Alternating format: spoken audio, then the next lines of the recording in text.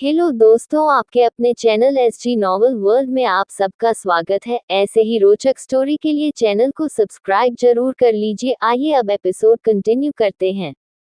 Episode 101 निहाल की शादी का ख्याल। रणधीर और कुलराज को अब रौनक को समझने में और पहचानने में बहुत मुश्किल होती थी। वो जिस रौनक को 7 साल पहले जानते थे, रौनक अब वो रौनक नहीं रहा था। जब तक वो नताशा से नहीं मिला था, तब तक वो एक बहुत ही सिंपल और सुलझा हुआ लड़का था जिसका सिर्फ एक ही सपना था, उसे मेहनत करके बहुत पैसा कमाना था, जिंदगी में कुछ बनना था। पर नताशा से मिलने के बाद रौनक उसकी तरह ही शातिर और चालाक बन गया था। एक ऐसा इंसान बन गया था जिसे अपने सपने पूरे करने के लिए किसी का नुकसान करने में कोई प्रॉब्लम नहीं थी। रणधीर और कुलराज उसके इस बदले हुए रूप से हैरान जरूर हुए थे, पर रौनक ने इतने बड़े खानदान की लड़की से रिश्ता जोड़ लिया था। घर में इतना पैसा आने लगा था कि उन्होंने रौनक को रोकने की जरूरत नहीं समझी। पर आज उन दोनों को रौनक के इरादों से डर लग रहा था। क्या हो गया था रौनक को? इतने साल का नताशा का साथ, उससे शादी करने का इंतजार, उसकी जायदाद और पैसे पर कब्जा करने के मंसूबे। और अब इसे नताशा से शादी तो करनी है, पर अब इसकी नजर अपनी एक्स वाइफ श्रेया पर है, जिसे इसने खुद धक्के देकर अपनी जिंदगी से निकाला था। रणधीर से रहा न गया और उसने अपने भाई से पूछा, यार रौनक वीरे, तू अब हमें डरा रहा है यार? क्या मतलब ये कहने का कि तुझे शादी नताशा से करनी है पर हासिल श्रेया को करना है? कुलराज, तुझे समझ में आ रही है इसकी बातें? कुलराज ने कहा, मैनू तो कुछ समझ नहीं आ रहा कि इसके दिमाग में क्या चल रहा है। देख रौनक, कोई ऐसी गलती मत कर बैठना कि श्रेया के चक्कर में तू नताशा और उसकी दौलत से भी हाथ धो बैठे। जगदीप मल्होत्रा बस देखने में ही सॉफ्ट इंसान लगते हैं। अगर वो अपने खानदान का नाम बदनाम होने पर अपनी सगी बेटी को घर और जायदाद से बेदखल कर सकते हैं, तो तुम तो फिर भी उनकी बेटी के पति होंगे। अगर उन्हें भनक भी लग गई कि तुम नताशा को सिर्फ सोने के अंडे देने वाली मुर्गी की तरह इस्तेमाल कर रहे हो, तो बात बहुत बिगड़ सकती है। और मैनू समझा तू वीरे की अचानक श्रेया में ऐसे कौन से 4 चांद लग गए जो 5 साल पहले नहीं थे, जब वो तेरी बीवी थी। खूबसूरत तो वो तब भी थी, और तुम नताशा के दीवाने हुए जा रहे थे। रौनक बोला, वीर जी पर जाए, तुसी ठंड रखो और मेरी गल सुनो। नताशा को मैंने अपना रोग लगा दिया है, मैं चाहे उसे कैसे भी ट्रीट करूं, वो मुझे छोड़कर कहीं नहीं जा सकती। और प्यार में अंधी और मजबूर बेटी के सामने जगदीप बाऊजी क्या ही कर लेंगे। श्रेया को तो वो लाइफ से निकाल चुके हैं, अब बुढ़ापे के इस एक बचे हुए सहारे के आगे वो मजबूर है और मजबूर ही रहेंगे। आपको क्या लगता है बाऊजी और उनकी बीवी मुझे पसंद करते हैं? नो, उनको तो ये बात ही कभी हजम नहीं हुई कि नताशा उनकी बड़ी बेटी के एक्स हस्बैंड से शादी करना चाहती है। पर करवानी पड़ रही है न उनको हमारी शादी, सो रिलैक्स। नताशा को मेरे चंगुल से निकाल कर अब कोई नहीं ले जा सकता। और रही श्रेया की बात, तो बात सिर्फ ये है कि मैं नताशा की तरफ अपनी लॉयल्टी की वजह से कभी श्रेया को हासिल नहीं कर सका। शादी के बाद भी उस पर पति का हक जमाने का मौका नहीं मिला मुझे। श्रेया पर मेरी नीयत तो शुरू से खराब थी, पर मैं कुछ कर नहीं सका क्योंकि तब मुझे नताशा को यकीन दिलाना था कि मैं उससे प्यार करता हूँ। शादी हुई और मैंने श्रेया को प्लान के हिसाब से अपनी जिंदगी से निकाल दिया। पर जैसे जैसे नताशा के साथ मैं वक्त बिताता गया, मुझे ये एहसास होने लगा कि श्रेया ही मेरे लिए सही लड़की थी। ये सुनकर रणधीर नाराज होते हुए बोला, एग्जैक्टली रौनक, वो तुम्हारे लिए सही लड़की थी, है नहीं? रौनक बोला, तभी तो मैं आप दोनों से ये कह रहा हूँ कि मुझे उसकी हसरत है। मैं भी जानता हूँ कि उससे अब मेरा कभी कोई रिश्ता नहीं बन सकता, पर मैं इस अफसोस को तो मिटा सकता हूँ कि वो मेरे हाथ से निकल गई। और बस, मैं उतना ही करने का इरादे रखता हूँ। तभी कुलराज ने कहा, रौनक, तुझे याद है ना कि जिस लकड़ी को हासिल करने के लिए तू दीवाना हुआ जा रहा है, वो तुझसे कितनी नफरत करती है। तूने उसके दामन पर दाग लगा कर उसे अपनी जिंदगी से बाहर फेंका है। ऐसा क्या करेगा तू कि वो तुझे मिल जाए? रौनक चालाक बनते हुए बोला, जो कर सकता हूँ, मैं वो कर रहा हूँ पर जाए। आप देखती जाओ, एक दिन तो श्रेया मेरी बाहों में आ गिरेगी। वक्त आने दीजिए। वक्त।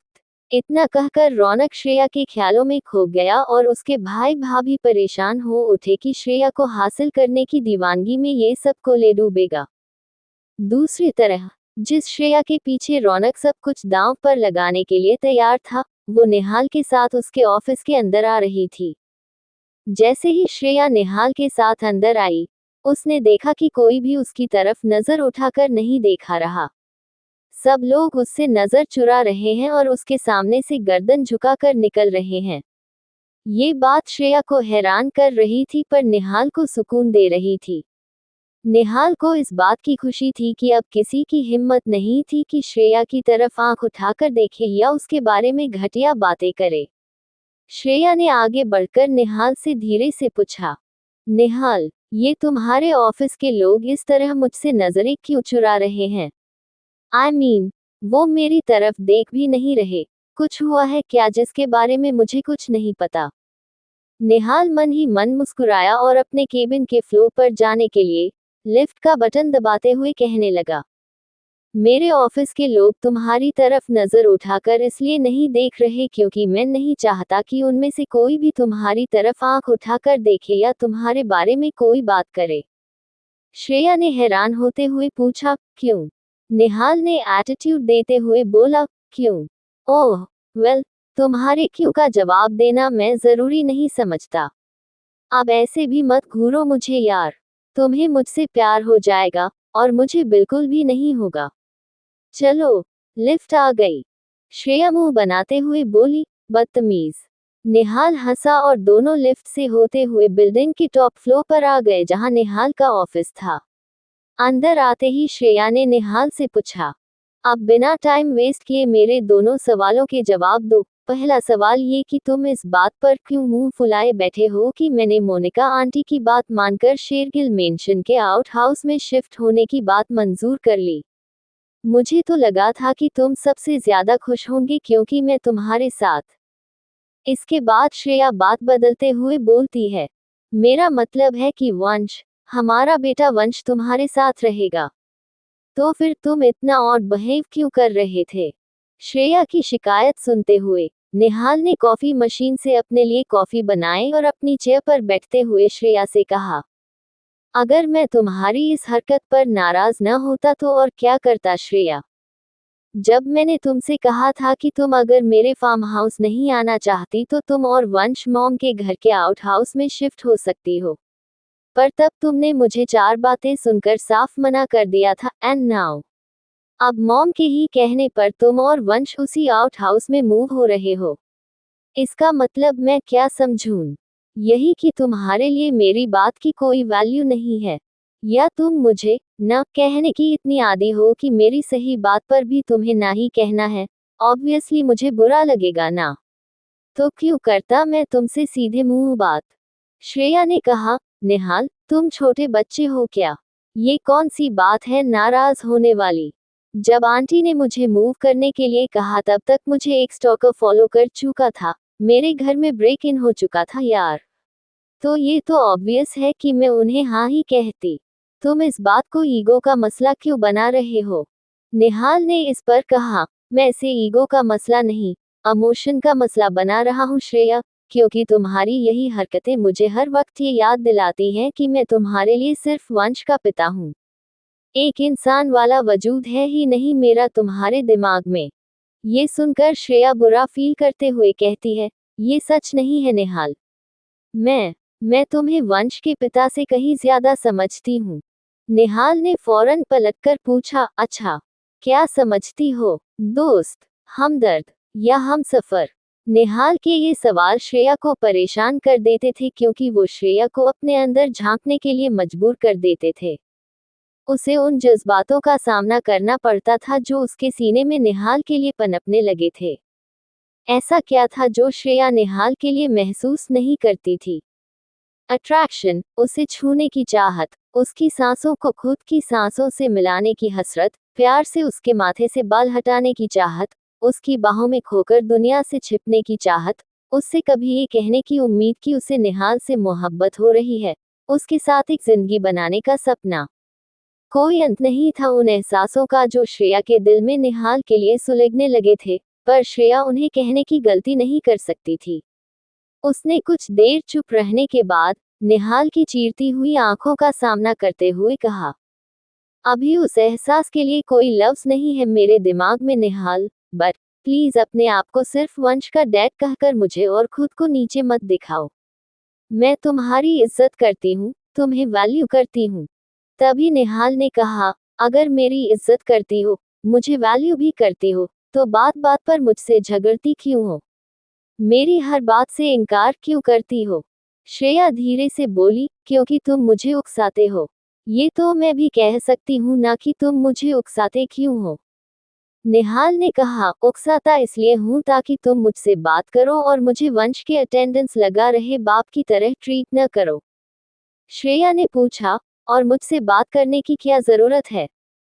निहाल इतना भी नादान नहीं था कि वो समझ ना सके कि श्रेया उससे ये सवाल करके क्या जानना चाह रही है।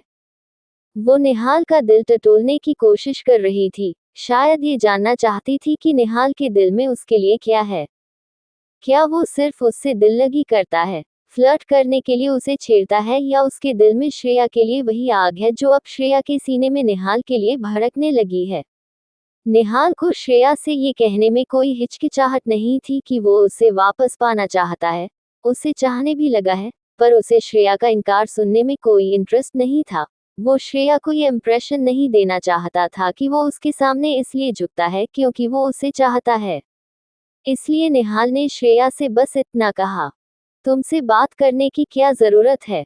Good question. मैं तुम्हें इसका जवाब दे सकता हूँ, श्रेया, पर तुम मेरा जवाब समझ नहीं पाओगी, और अगर समझ गई तो संभाल नहीं पाओगी। श्रेया ने पूछा, मतलब? निहाल ने कहा, मतलब मैं तुम्हें सवाल पूछकर ही बताता हूँ। श्रेया, अगर मेरी किसी और से शादी हो गई, तो तुम्हें कैसा लगेगा? निहाल का ये सवाल श्रेया के सीने में खंजर की तरह उतरा। क्या निहाल किसी और से शादी करेगा? क्यों? श्रेया को ये एहसास हुआ कि उसने कभी इस बारे में ठीक से सोचा ही नहीं कि अगर निहाल किसी और का हो गया तो उसे कैसा लगेगा। क्या वो निहाल की जिंदगी में किसी और औरत को बर्दाश्त कर पाएगी? निहाल उसके जवाब का इंतजार कर रहा था। क्या जवाब देगी श्रेया निहाल को? क्या उसे निहाल की किसी और लड़की से शादी मंजूर होगी? एपिसोड 102 नताशा की सौगात। निहाल की शादी की बात सुनकर श्रेया को धक्का सा लगा। उसे ऐसा लगा जैसे निहाल ने उसे आसमान से खींचकर जमीन पर पटक दिया हो। निहाल ने पहले भी एक बार श्रेया को ये हिंट दिया था कि अगर श्रेया और निहाल के बीच कुछ नहीं हो सकता तो वो अपनी जिंदगी में आगे बढ़ जाएगा, कोई और साथी ढूंढ लेगा। तब श्रेया ने उसकी बात को इतना सीरियसली नहीं लाया था। शायद उसने ये भी सोचा था कि निहाल चाहे किसी का भी बने, उससे उसकी जिंदगी में क्या फर्क पड़ने वाला है। पर उस दिन और आज के दिन के बीच काफी कुछ हो चुका था। निहाल के लिए श्रेया के दिल में जगह बन गई थी, उसके लिए अरमान जागने लगे थे, और इसलिए निहाल का ये सवाल करना श्रेया को बहुत चुभ रहा था। श्रेया ने निहाल से इस सवाल के जवाब में सवाल करते हुए कहा, क्यों? अभी ये सवाल क्यों पूछ रहे हो? कोई लड़की मिल गई है क्या? निहाल ने जवाब दिया, श्रेया, सवाल ये नहीं है कि मुझे लड़की मिली है या नहीं, सवाल ये है कि अगर मेरी शादी होती है, तो क्या तुम्हें बुरा लगेगा? हाँ या ना? श्रेया ने मजाक बनाने की कोशिश करते हुए कहा, ओह, ऑफ कोर्स, मुझे बहुत बहुत बुरा लगेगा अगर वो लड़की तुम्हारे लायक नहीं हुई। पर अगर तुमने किसी सुंदर, सुशील, सुलझी हुई लड़की को किसी तरह अपने चाम में फंसा कर मना लिया तो मुझे बुरा नहीं लगेगा, बल्कि खुशी ही होगी कि तुम्हें अच्छी जीवन साथी मिल गई। निहाल ने श्रेया को सुनाते हुए कहा, श्रेया, तुम्हें कभी किसी ने तुम्हारे बारे में एक बहुत इंपॉर्टेंट बात बताई है? श्रेया ने पूछा, कौन सी बात? निहाल ने इस पर कहा, यही बात कि तुम देखने में जितनी हसीन हो, उतनी ही बुरी एक्ट्रेस हो। ठीक है, मत बताओ मुझे अपने मन की बात। जिस दिन मंडप में किसी कातिल हसीना के साथ बैठूंगा, उस दिन तुम्हारे दिल में जो है, वो अपने आप बाहर आ जाएगा। खैर, छोड़ो इन बातों को और ये बताओ कि रणविता आंटी का मुझे और मॉम को लेकर मिजाज कैसा है? मुझे मॉम को बताना होगा कि डिनर पर वो तुम्हारी मासी के साथ कैसे डील करें, इसलिए पूछ रहा हूँ मैं। तभी श्रेया ने कहा, शो, बट तुमने मुझे अभी तक ये नहीं बताया कि तुमने मोनिका आंटी को मासी से मिलने के लिए मनाया कैसे। निहाल बोला, अजीब बात है पर बिलीव मी, मुझे मॉम को मनाने की जरूरत भी नहीं पड़ी। आई थिंक मॉम वंश के साथ रहने के लिए इतनी एक्साइटेड है कि उन्हें रणविता आंटी के डाउट्स दूर करने में कोई प्रॉब्लम नहीं है। इसलिए रिलैक्स, ना तो मेरी माँ को कोई एतराज हुआ और न मुझे उन्हें रणविता आंटी के टेस्ट के लिए मनाने के लिए कोई खास मेहनत करनी पड़ी। श्रेया ने भावुक होते हुए कहा, एक बच्चा कितना कुछ बदल देता है ना, निहाल। मोनिका आंटी जैसी सख्त तबीयत की इंसान भी बिना किसी घमंड या न नुकुर के किसी के सवालों के जवाब देने के लिए तैयार हो गईं। निहाल ने कहा, हाँ, वंश तुम्हारे और मेरे रिश्ते के अलावा सब कुछ बदल रहा है। श्रेया ने पूछा, ताना मार रहे हो मुझे? निहाल ने पलटकर कहा, ताना लगा क्या ये तुम्हें? श्रेया ने बात बदलते हुए बोला, निहाल, मैं तुम्हारे साथ उलझना नहीं चाहती, ओके। मुद्दे की बात पर आते हैं। रणविता मासी को इस बात पर कोई शक नहीं है कि तुम और मोनिका आंटी वंश को बहुत प्यार करते हो, उस पर जान छिड़कते हो। मगर? निहाल ने पूछा, मगर? व्हाट मगर? हिंदी फिल्मों की हीरोइन की तरह ऐसे ड्रामे भरी परफॉर्मेंस मत दो, बात पूरी करो। श्रेया ने कहा, पूरी बात यह है कि मासी को वंश की नहीं, मेरी फिक्र है। वो ये जानना चाहती है कि मुझे लेकर तुम्हारे और आंटी के इरादे क्या हैं। बस, मैं इसके आगे तुम्हें कुछ नहीं बता सकती, निहाल। निहाल ने छेड़ते हुए कहा, अरे यार, तुम भी कमाल करती हो श्रेया।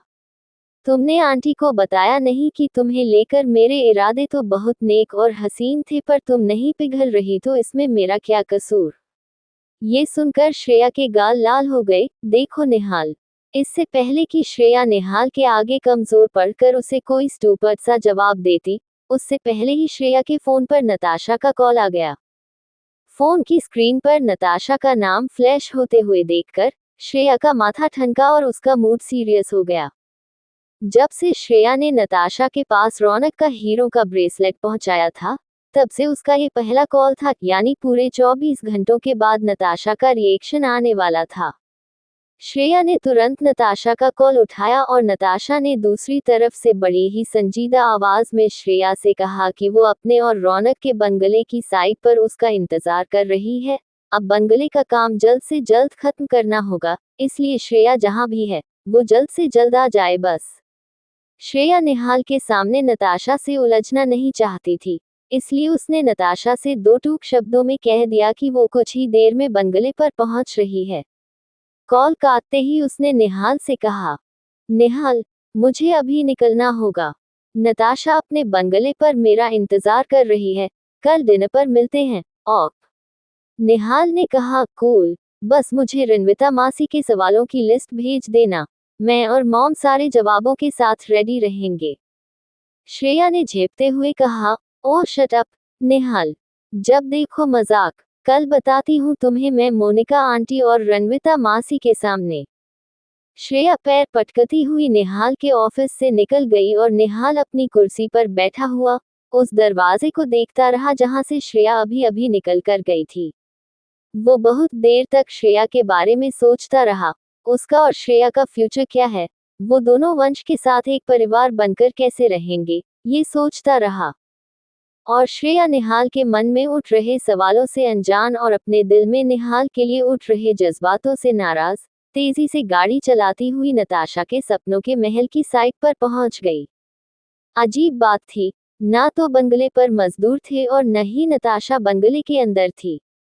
नताशा बंगले की एंट्री पर गाड़ी खड़ी करके उसके बोनट पर बैठी हुई श्रेया का इंतजार कर रही थी। श्रेया ने गाड़ी पार्क करते हुए मन ही मन सोचा, अब ये क्या नया तमाशा है नताशा का। लग तो नहीं रहा कि इसने मुझे बंगले के इंटीरियर के काम से बुलाया है।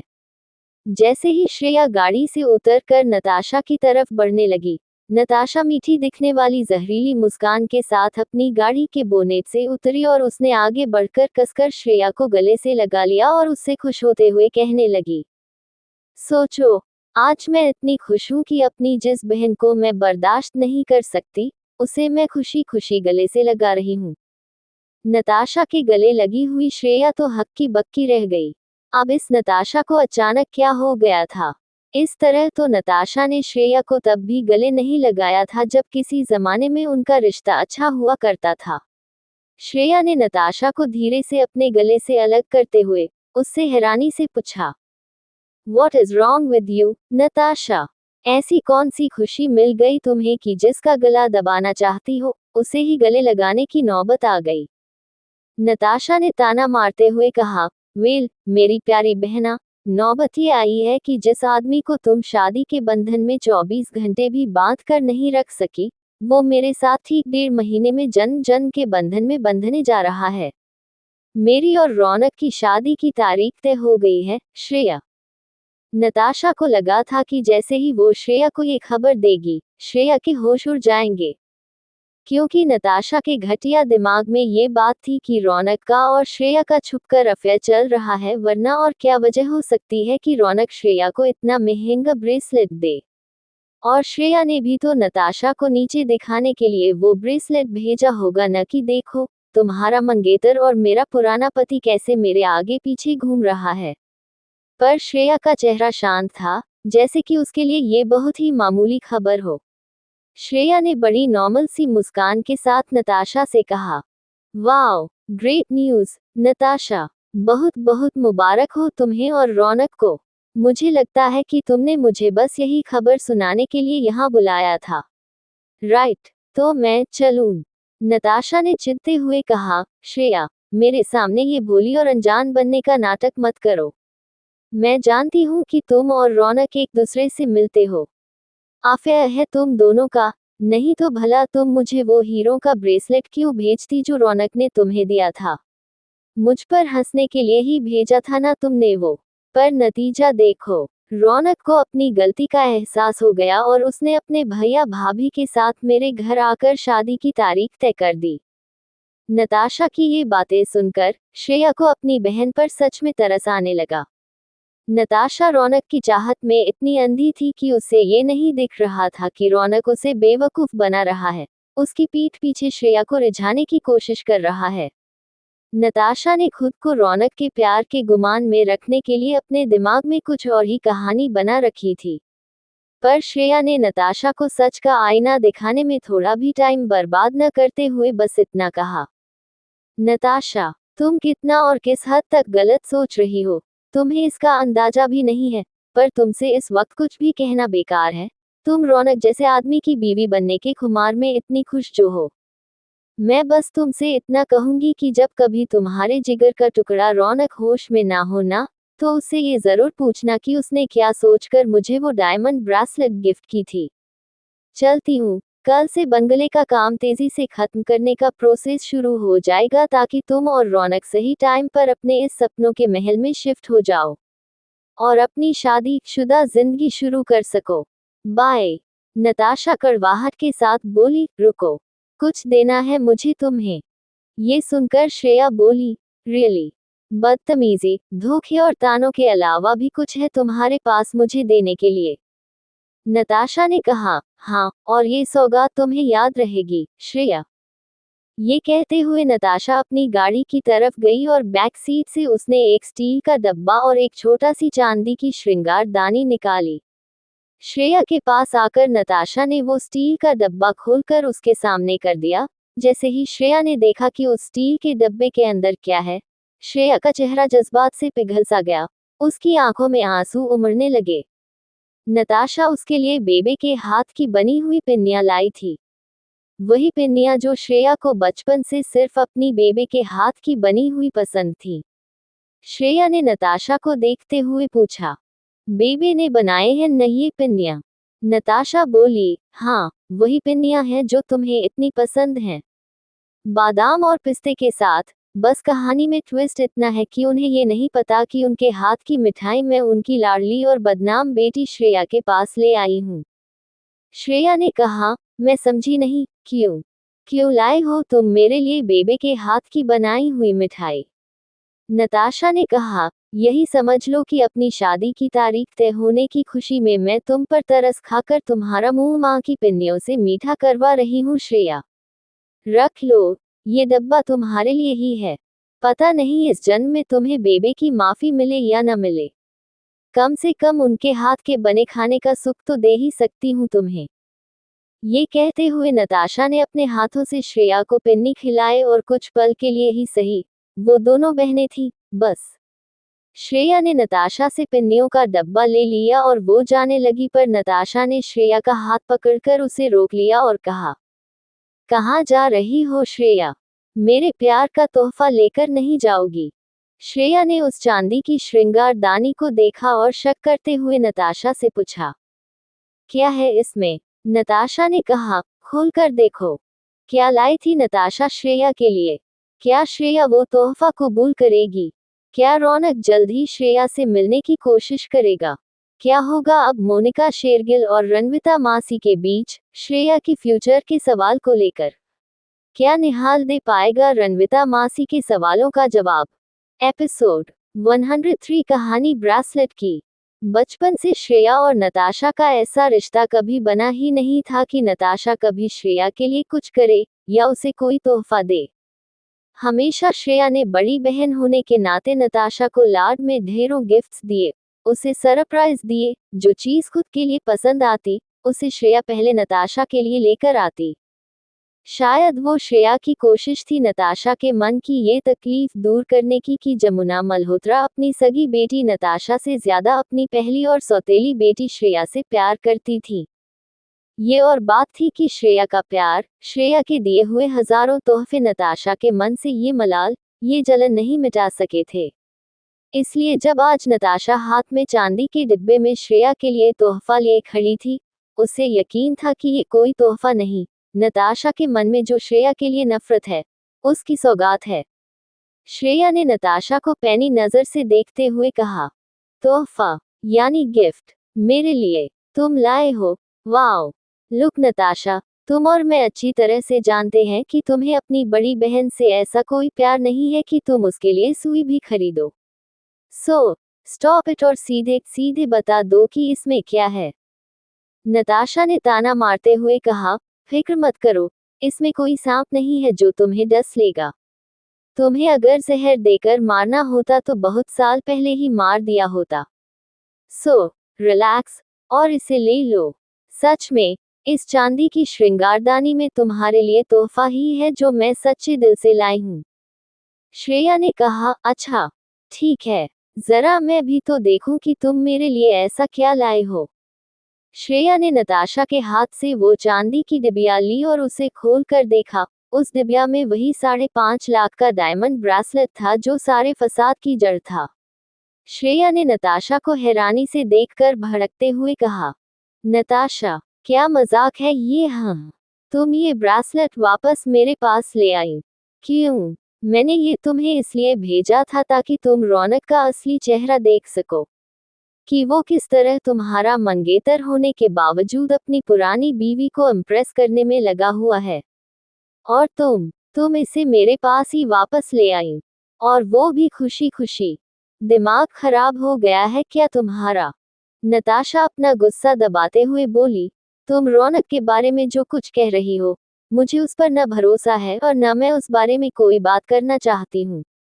मैं ये ब्रेसलेट तुम्हारे पास इसलिए लेकर आई हूँ क्योंकि इस ब्रेसलेट की वजह से और कहीं ना कहीं तुम्हारी वजह से आज मेरी और रौनक की शादी की तारीख तय हुई है।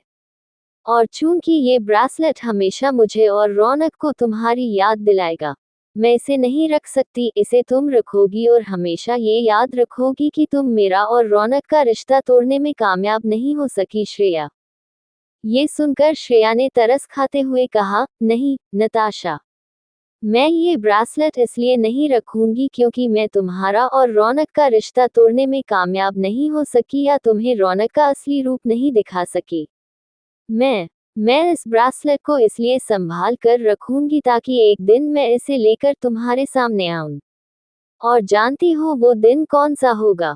वो दिन वो होगा जिस दिन तुम्हारे सामने रौनक का असली रूप आएगा और तुम उस दिन को कोसोगी जिस दिन तुम रौनक को हम दोनों की जिंदगी में लेकर आई थी। ये कहते हुए श्रेया ने बेबे की पिन्नियों का डिब्बा और वो डायमंड ब्रेसलेट लिया, अपने हैंड बैग में डाला और बिना नताशा से एक शब्द कहे वो अपनी गाड़ी में बैठकर अपने घर की तरफ निकल गई। नताशा वहां खड़ी हुई थोड़ी देर तक श्रेया की बातों पर गौर करती रही। रौनक का असली रूप, यही कहा था न श्रेया ने अभी अभी। ये सुनते ही नताशा अंदर ही अंदर कांप उठी थी क्योंकि रौनक के घर पर हुआ सुबह का किस्सा उसे याद आ गया था। रौनक ने जिस तरह नताशा को डांटा था, उसके साथ मारपीट करके उसे यह एहसास दिलाया था कि उस रिश्ते का बादशाह रौनक खुद है। रौनक और नताशा का रिश्ता कैसे चलेगा, उसमें क्या होगा, रौनक वफादार रहेगा या नहीं, ये सिर्फ रौनक तय करेगा। और नताशा जब भी आवाज उठाएगी तब रौनक का नताशा पर हाथ उठेगा। नताशा को अपनी हालत पर शायद 2 मिनट के लिए तरस भी आया, पर फिर रौनक के प्यार के पर्दे उसकी आंखों पर लौट आए। नताशा ने तय कर लिया कि वो उसकी और रौनक की शादी होने तक श्रेया का जीना दुश्वार कर देगी। नताशा और कर भी क्या सकती थी, रौनक की तरफ तो अब वो उंगली भी नहीं उठा सकती थी, पर हाँ, उसकी सारी भड़ास वो श्रेया पर जरूर निकाल सकती थी। श्रेया वापस घर पहुंची तो उसने देखा कि रणविता मासी ने रात के खाने के लिए लजीज खाना बना रखा था, आलू पालदा, तुर्किया भात और चन्ना मदरा।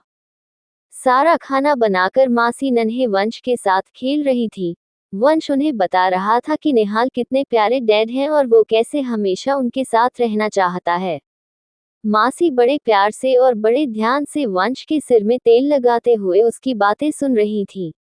मासी और वंश ने श्रेया के अंदर आने की आहट सुनी तो मासी मुस्कुराई और वंश कूदते हुए फर्श से उठकर अपनी माँ से जा लिपटा और शिकायत करने के लहजे में कहने लगा, मम्मा, आप कहाँ थी सारा दिन? आपको पता है वंश ने आपको कितना मिस किया। आप तो मुझे करण अंकल के यहाँ पिकअप करने भी नहीं आई। अर्नव अंकल मुझे लेने आए थे और नानी के पास छोड़कर गए। कहाँ थी आप मम्मा? श्रेया ने लाड से कहा। अरे अरे अरे, मेरे छोटे नवाब ऐसे मम्मा से नाराज नहीं होते बेबी।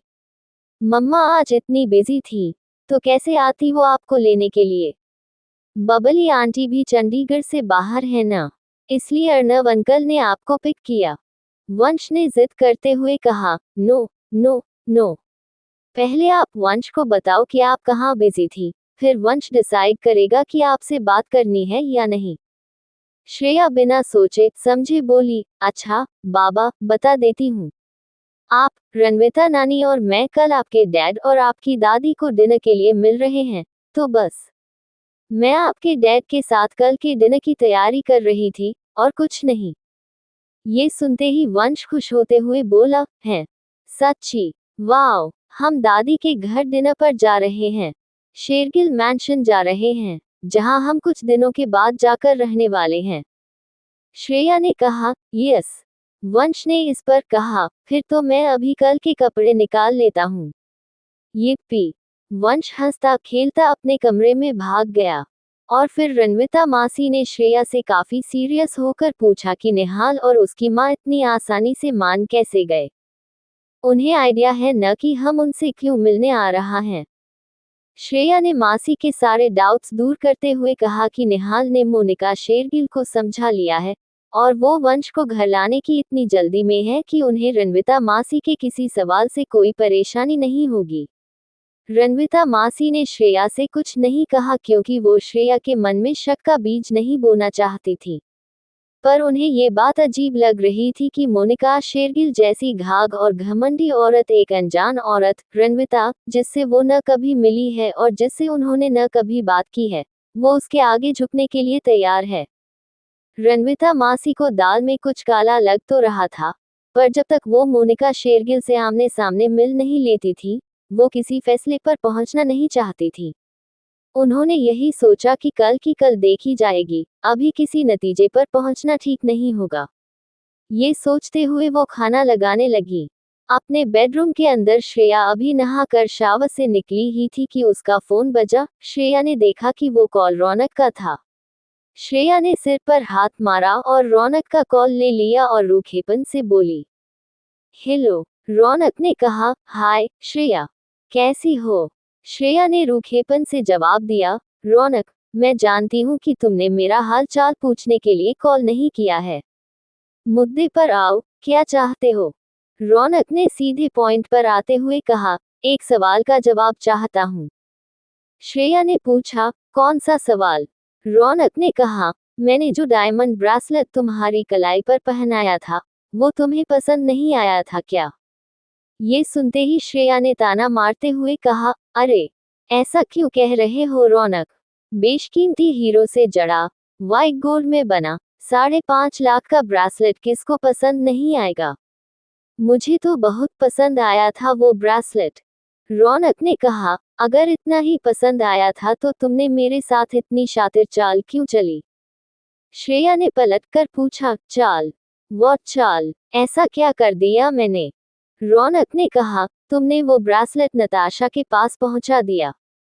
ये किया है तुमने श्रेया, और मैं जानना चाहता हूँ कि क्यों? श्रेया सीरियस होते हुए बोली, क्योंकि इतने महंगे और इतने हसीन तोहफे अपनी वाइफ को दिए जाते हैं। रौनक खन्ना, अपनी एक्स वाइफ को नहीं, यार। मुझे लगा कि तुम कुछ देर के लिए भूल गए थे कि मैं तुम्हारी वाइफ नहीं, एक्स वाइफ हूँ। इसलिए एक अच्छी और सुलझी हुई पुरानी बीवी का फर्ज निभाते हुए मैंने वो ब्रेसलेट तुम्हारी होने वाली वाइफ नताशा तक पहुंचा दिया।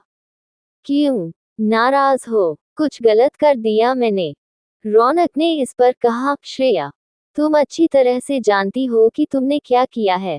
नताशा को वो ब्रेसलेट भेजकर तुम मुझे फंसाना चाहती थी और नताशा को ये बताना चाहती थी कि मैं उससे चीट कर रहा हूँ, तुम पर डोरे डाल रहा हूँ।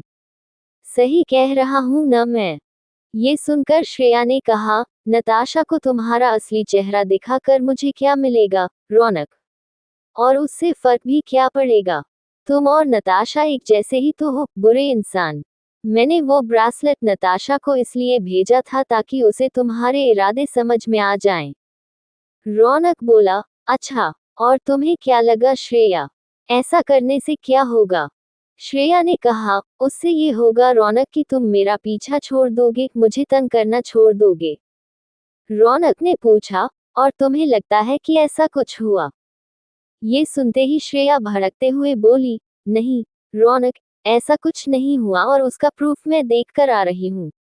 तुम्हें सबक सिखाने की बजाय वो शादी की तारीख की मिठाइयाँ बांटती फिर रही है और मुझे लेक्चर दे रही है कि मैं उसके लाखों में एक मंगेतर से दूर रहूं। वाओ, मानना पड़ेगा कि तुम्हें ब्रेन वॉश करने के लिए मेडल मिलना चाहिए, रौनक। पहले मैं, और अब मेरी बहन नताशा। रौनक ने कहा, श्रेया, तुमसे ये किसने कहा कि अपनी बात मनवाने के लिए मुझे नताशा को ब्रेन वॉश करने की जरूरत पड़ी? श्रेया ने कंफ्यूज होते हुए पूछा, मतलब, अगर तुमने नताशा का ब्रेन वॉश नहीं किया, तो क्या किया? रौनक ने कहा, नताशा ने तुम्हें शादी की मिठाई खिलाते वक्त बताया नहीं। मैंने उसे आज सुबह ही बुरी तरह से पीटा है, तभी तो लाइन पर आई है नताशा। ये सुनकर श्रेया के मानो होश उड़ गए, क्या? तुमने क्या किया है नताशा के साथ? श्रेया को अपने कानों पर यकीन नहीं हो रहा था। क्या रौनक सचमुच श्रेया को बता रहा था कि उसने उसकी बहन को पीटा है? क्या रिएक्शन होगा श्रेया का ये जानकर? क्या वो नताशा को समझाने की कोशिश करेगी, या फिर रौनक चल रहा है कोई नई चाल? Episode 104 family dinner. रौनक ने जैसे ही ये कहा कि उसे नताशा को ब्रेन वॉश करने की जरूरत ही नहीं पड़ी और उसने नताशा पर हाथ उठाकर उससे अपनी बात मनवाई है, तो श्रेया को हैरानी नहीं, खौफ महसूस हुआ। अजीब बात थी, पर श्रेया के लिए इस बात पर यकीन करना बिल्कुल भी मुश्किल नहीं था कि रौनक नताशा पर हाथ उठा सकता है। उसे नताशा के लिए डर लगा और उसने रौनक से फोन पर बस इतना ही कहा, रौनक, तुम्हें नताशा पर हाथ नहीं उठाना चाहिए था। श्रेया की घबराई हुई आवाज सुनकर रौनक हंसने लगा और उसने श्रेया से कहा, तुम भी ना श्रेया, तुम्हें लगता है कि मैं किसी पर हाथ उठा सकता हूँ, और वो भी नताशा पर? आई लव हर, यार कम ऑन। और मेरी बात भी उसने मेरे इश्क में मानी है। मैं तो मजाक कर रहा था श्रेया। तुम कैसे बिलीव कर सकती हो कि मैं किसी को मार सकता हूँ? तुम और मैं तो 6-7 महीने के लिए साथ थे। क्या तुम्हें याद भी है कि मैंने तुमसे कभी ऊंची आवाज में बात भी की हो? श्रेया बिगड़ते हुए बोली, नहीं। तुमने तो उससे भी बड़ा काम किया था। रौनक, तुमने मेरी जिंदगी पर तमाचा मारा था। आई होप कि तुमने नताशा के साथ कोई बुरा बर्ताव नहीं किया है। लाख बुरी सही, पर तुम्हें बहुत चाहती है वो। याद रखना। और अगर तुम्हारी बात खत्म हो गई हो तो मैं फोन रखूं? रौनक ने कहा, जरूर रख सकती हो श्रेया, पर क्या मैं उम्मीद कर सकता हूं कि हम जल्द ही दोस्त बन सकेंगे? अब तो तुम भी अपनी जिंदगी में खुश हो और मेरी और नताशा की शादी होने जा रही है। आई मीन, भूल जाते हैं न यार जो कुछ हुआ। एक नई शुरुआत कर सकते हैं न हम लोग। श्रेया ने गुस्से में आते हुए कहा, रौनक खन्ना, मेरी एक बात अच्छी तरह से समझ लो तुम।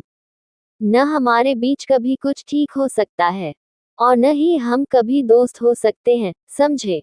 दूर रहना मुझसे, वरना बिलीव मी मुझसे बुरा कोई नहीं होगा। समझे? श्रेया ने गुस्से में फोन काटा और वहीं चेयर पर बैठ गई। अब रौनक श्रेया को डिस्टर्ब करने लगा था।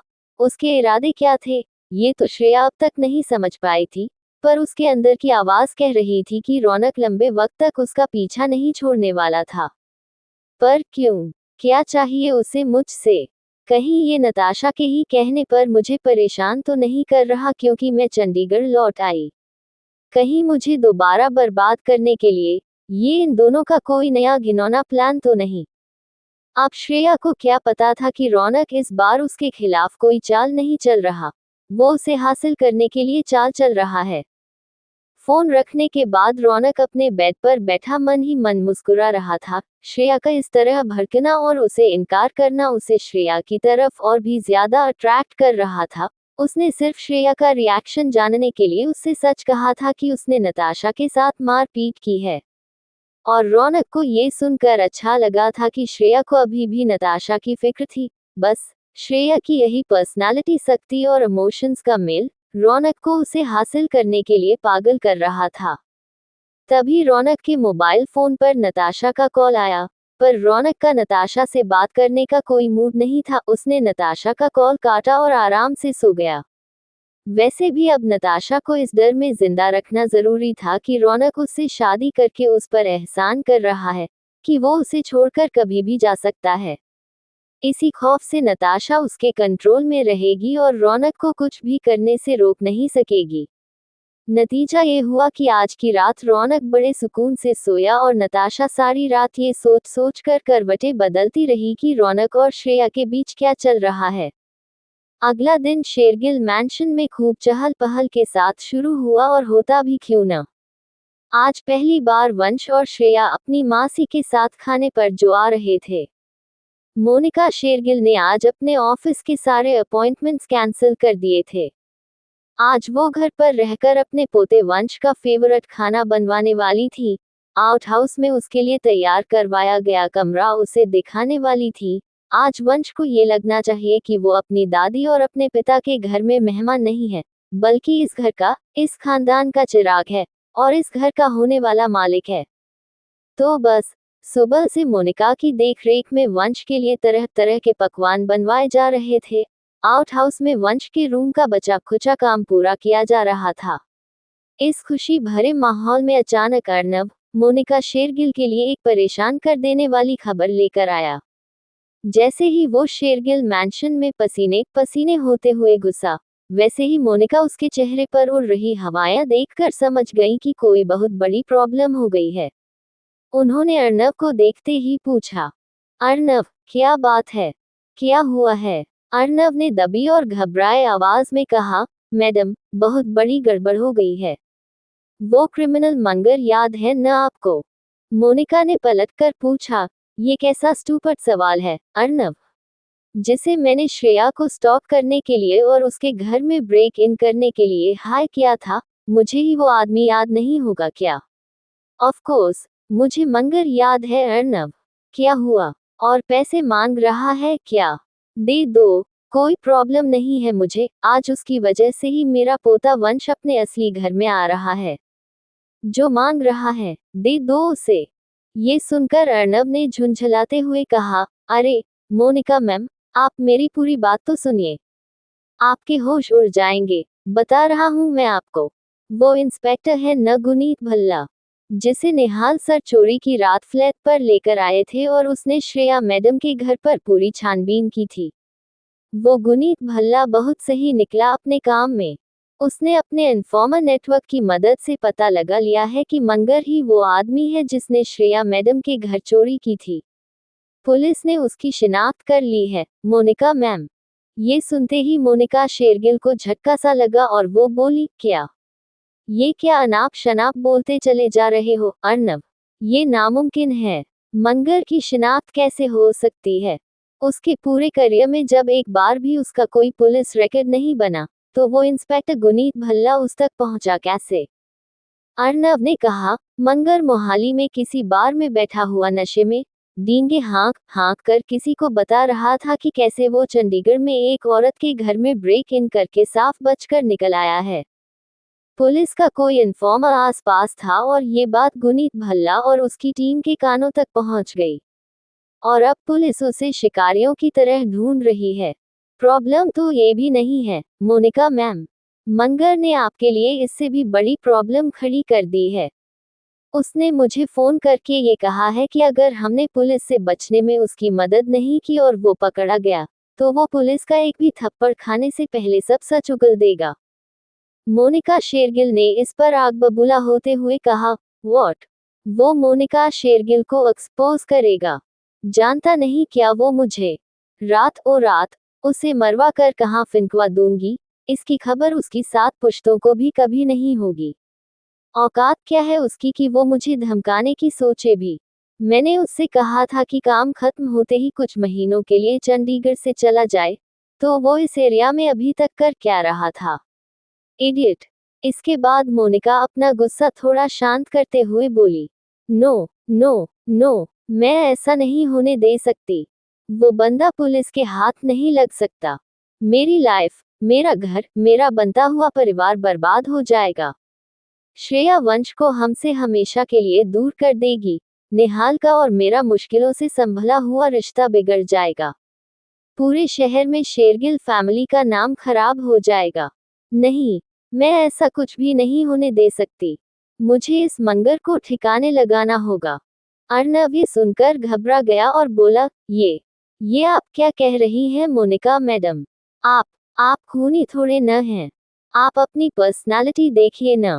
अच्छा लगेगा अगर आप किसी को मारेंगी? सूट करेगा क्या ये सब आपको? अर्णव की ये बेवकूफ़ी भरी बात सुनकर मोनिका, जो पहले से ही इतनी परेशान थी, उनके मन में तो आया कि वो अर्णव को वही नौकरी से निकला दे और कहे कि वो दोबारा कभी अपनी ये शक्ल लेकर उनके सामने न आए। ये मासूम है या बेवकूफ़, ये डिसाइड करना इतना मुश्किल क्यों है?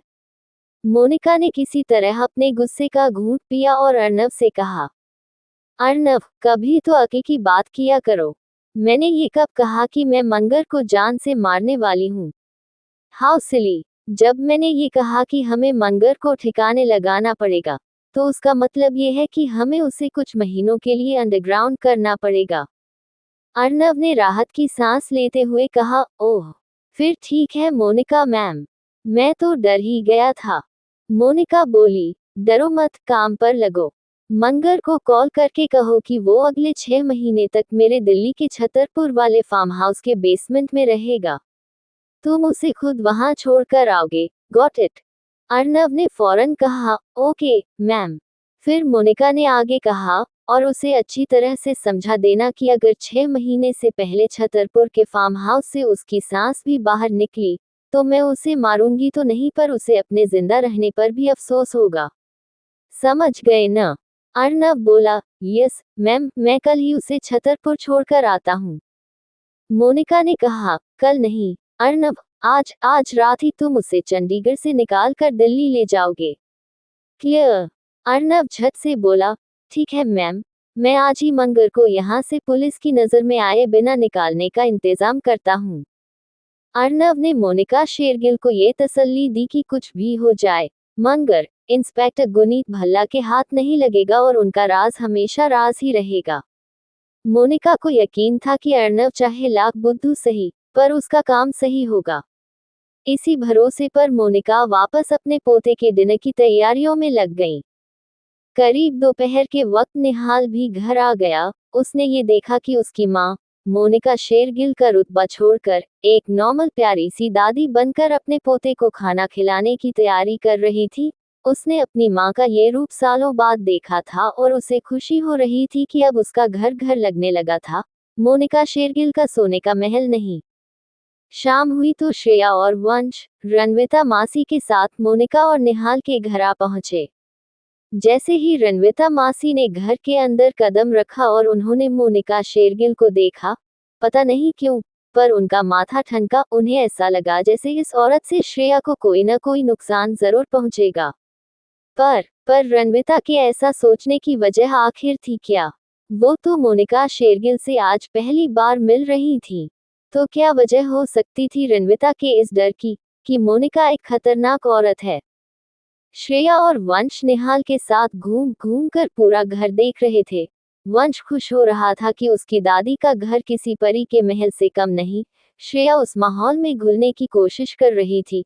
निहाल खुश था कि श्रेया और वंश उसके पास, उसके घर में थे और आउट हाउस में ही सही, पर उसके साथ रहने वाले थे। मोनिका भाग भाग कर अपने मेहमानों की आवभगत कर रही थी। वंश को अपने पास अपने घर में देखकर उनकी खुशी का ठिकाना नहीं था। पर रणविता मासी, उनकी आंखों में सिर्फ शक था, डर था, और सवाल था कि क्यों। एपिसोड 105 आमना सामना। मोनिका शेरगिल काफी देर से रणविता को गिद्ध की नजर से परख रही थी।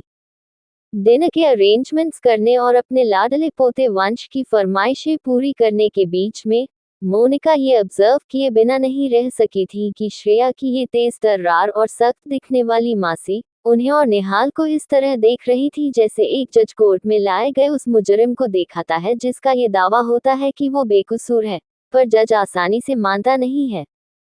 फिलहाल रणविता घर के हॉल के सोफे पर बैठी चाय पीते हुए शिमला में कुछ फोन कॉल्स कर रही थी, पर कॉल्स करते हुए भी उनका ध्यान निहाल, श्रेया और वंश पर था। वो देख रही थी कि निहाल कितने शौक से, कितने चाव से वंश को गोद में उठाकर उसे पूरा घर घुमा रहा है। श्रेया उनके पीछे पीछे चेहरे पर मीठी सी मुस्कान लिए चल रही है, जैसे कि उसे खुशी हो कि उसका बेटा वंश अपने असली घर पहुंच गया है। पर ये देखते हुए रणविता की आंखों में ममता या खुशी के आंसू नहीं, बल्कि फिक्र के लाल डोरे उतर रहे थे। क्या सब कुछ उतना ही परफेक्ट है जितना दिखाई दे रहा है? रणविता ये सोच ही रही थी कि मोनिका शेरगिल ने आकर उनके ख्यालों की बुनाई उधेड़ते हुए उनका ध्यान तोड़ा और बात शुरू करने के बहाने से उनसे कहा, आप कुछ और लेंगी रणविता? डिनर बस 10 मिनट में लग जाएगा। रणविता ने सामान्य स्वर में कहा, नो थैंक्स मिसेज शेरगिल, आप बस सीधे खाना ही खाऊंगी। आप खड़ी क्यों हैं? प्लीज बैठिए न। मोनिका ने बात बनाते हुए कहा, हाँ, बस मैं बैठी रही थी। कितना अच्छा लग रहा है न वंश और श्रेया को निहाल के साथ अपने घर में देखकर। आज कहीं जाकर मुझे लग रहा है कि मेरा परिवार पूरा है। आप खुश तो हैं ना इस फैसले से कि अब वंश और श्रेया हमारे साथ हमारे घर में रहेंगे? रणविता ने सीरियस होते हुए कहा, मिसेस शेरगिल, हालांकि ये सच है कि वंश और श्रेया को निहाल के साथ इस तरह शेरगिल मेंशन में देखकर बहुत अच्छा लग रहा है, पर हर परफेक्ट दिखने वाली चीज परफेक्ट हो, ऐसा कतई जरूरी नहीं है। I mean, आपको ये जरूर लग रहा होगा कि अचानक आपके पोते के आ जाने से आपकी फैमिली पूरी हो गई, परफेक्ट हो गई, बट आई एम सॉरी, ये कोई परियों की कहानी नहीं है, और मुझसे ज्यादा आप ये बात अच्छी तरह से जानती हैं।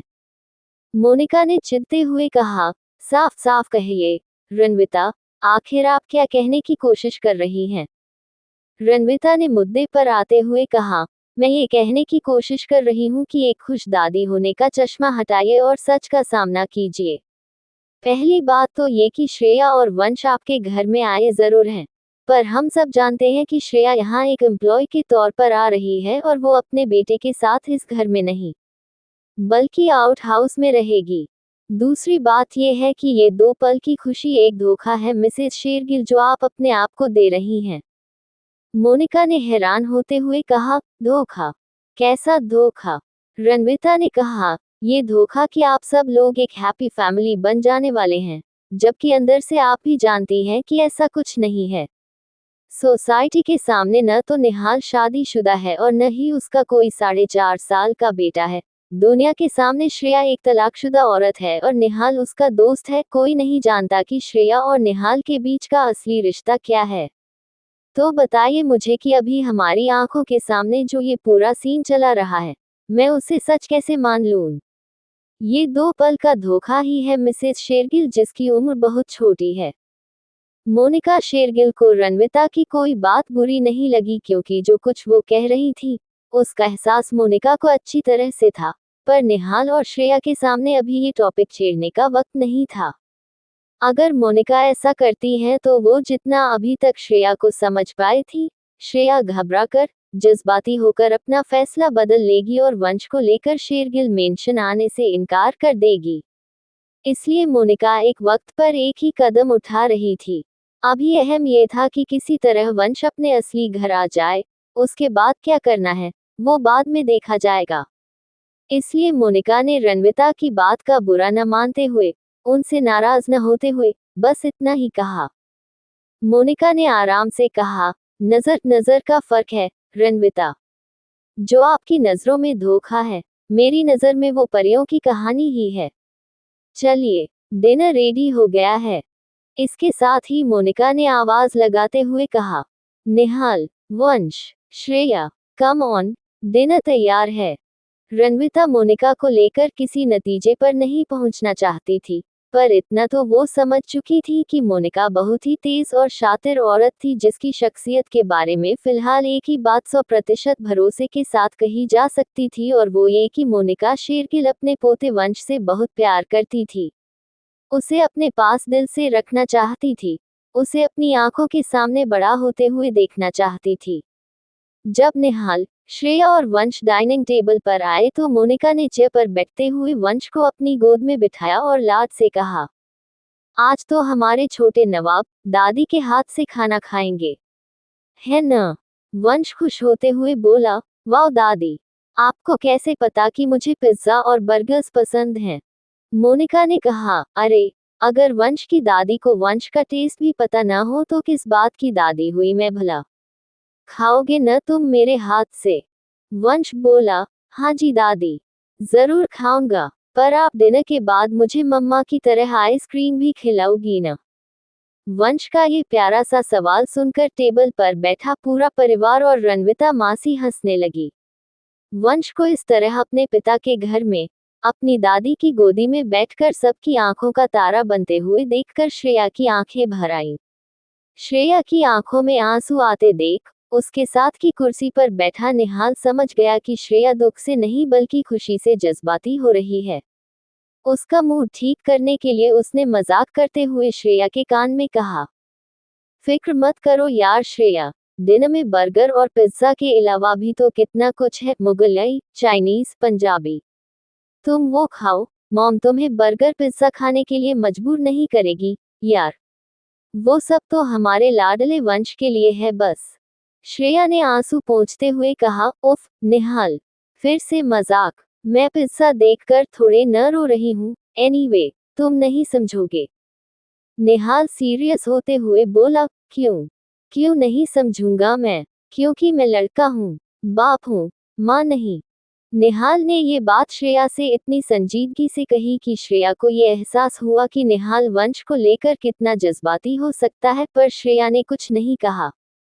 रात आगे बढ़ी और सब खाना खाने में बिजी हो गए।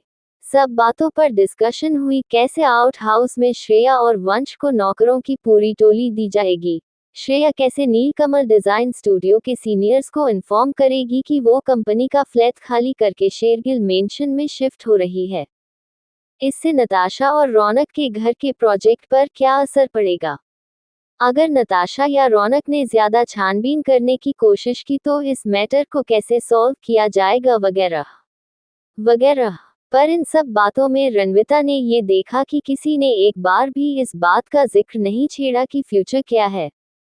ये एम्प्लॉय मालिक होने का नाटक, आउट हाउस में रहने का ड्रामा, निहाल का श्रेया और वंश के साथ असली रिश्ता छिपाने का नाटक कब तक चलेगा? इसका अंत आखिर है क्या? परचून की डिनर टेबल पर वंश भी था। रणविता ने डिसाइड किया कि खाने के बाद जब वंश यहाँ वहाँ होगा तो वो मोनिका और निहाल से श्रेया को लेकर सीधे सीधे बात करेगी जो वो शिमला से सोच कर आई है। दूसरी तरफ आज मोनिका की सहेली बबली के घर भी एक मेहमान आया हुआ था और वो मेहमान कोई और नहीं अर्नव था। अर्नव ने मोनिका के घर से निकलने के बाद बबली को कॉल करके ये कहा था कि वो उससे मंगर के बारे में कुछ बात करना चाहता है, क्या वो उसके घर आ सकता है। अगर अर्नव ने ये सवाल मंगर वाले किस्से से पहले किया होता तो शायद बबली ने साफ साफ मन कर दिया होता। न तो वो अर्नव को अच्छी तरह से जानती थी और न ही उसे उस वक्त निहाल जैसे मंचले आदमी के मैनेजर पर रति भर भी भरोसा था। पर अब बात कुछ और थी। बबली देख चुकी थी कि निहाल की खुशी के लिए अर्नव कितना रिस्क उठा सकता था। निहाल के शक करने और दबाव बनाने पर भी उसने सच नहीं कहा था, वो भी सिर्फ इसलिए ताकि वंश और श्रेया निहाल के पास चले जाएं। इन सब बातों को ध्यान में रखते हुए बबली ने अर्नव को अपने घर आने की इजाजत दे दी थी। अर्नव बबली के घर आया और उसने आते ही बबली को बता दिया था कि मंगर कभी भी पुलिस के हाथ लग सकता है, इसलिए वो मंगर को लेकर मोनिका के छतरपुर वाले फार्म पर जा रहा है। वो बस सावधान रहे क्योंकि मंगर पर भरोसा नहीं किया जा सकता है। वो डर और जिद में आकर बबली को नुकसान पहुंचा सकता है।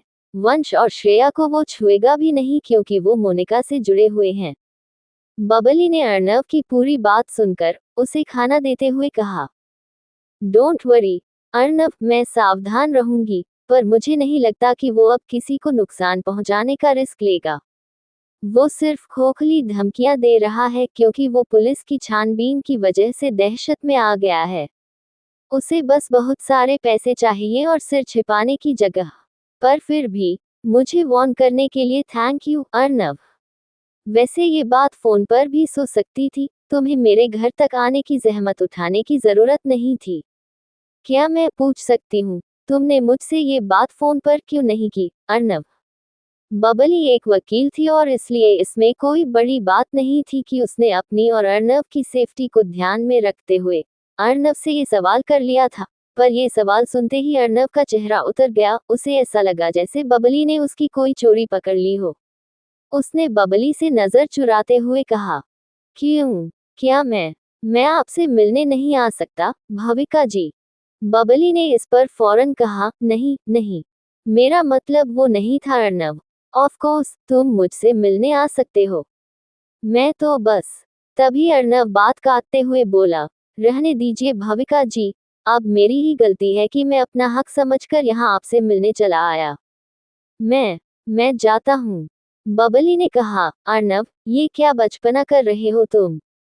हाँ, मैंने तो नॉर्मल सा सवाल किया है, बस। अर्नव भड़कते हुए बोला, ये आपके लिए नॉर्मल सा सवाल होगा भाविका जी, पर मेरे लिए बड़ी बात है। चलता हूँ। ये कहकर अर्नव नाराज और दुखी होकर बबली के घर से निकल गया। बबली अर्नव के इस बर्ताव से परेशान हो उठी। उसने ऐसी कोई बात नहीं कही थी कि अर्नव इतना नाराज हो। अब बबली क्या जाने कि अर्नव उसे बहाने से मिलने आया था क्योंकि वो उसे देखना चाहता था। निहाल के सवालों की बौछार से बचाने के लिए थैंक यू बोलना चाहता था। बबली का दिल टटोल कर देखना चाहता था कि क्या वो बबली से कभी कह सकता है कि वो उसे पसंद करता है। अर्नव की फीलिंग्स हर्ट हुई थी और इसलिए उसने इतनी छोटी सी बात पर इतना ओवररिएक्ट किया था। बबली सोचती रह गई और अर्नव अपने दुखे हुए दिल को संभालता हुआ मंगर को लेकर छतरपुर के लिए निकल गया। उस दौरान शेरगिल मेंशन में डिनर खत्म हो चुका था। वंश थक कर सो गया था और उसे फिलहाल के लिए निहाल के कमरे में सुला दिया गया था। वंश के सोते ही रणविता ने मोनिका, निहाल और श्रेया से कह दिया था कि वो उन सब से एक जरूरी बात करना चाहती है। जब मोनिका ने उनसे कहा कि वो बेझिझक होकर अपनी बात सामने रख सकती हैं, तो रणविता ने सीधे सवाल का तीर निहाल और मोनिका पर छोड़ते हुए उनसे ये पूछा, आप दोनों ने श्रेया के फ्यूचर के बारे में क्या सोचा है? रणविता के ये सवाल सुनते ही मोनिका को सांप सूंघ गया। निहाल गुस्से से तिलमिला उठा और श्रेया असमंजस में पड़ गई कि उसकी मासी ये किस तरह का सवाल पूछ रही हैं। क्या जवाब देंगे निहाल और मोनिका रणविता को? कोई समाधान निकलेगा या मामला और भी उलझेगा? बाकी का नेक्स्ट एपिसोड नेक्स्ट पार्ट में कवर करेंगे। कहानी को लाइक शेयर कमेंट जरूर करें और प्लीज लाइक भी जरूर करें। Thank you.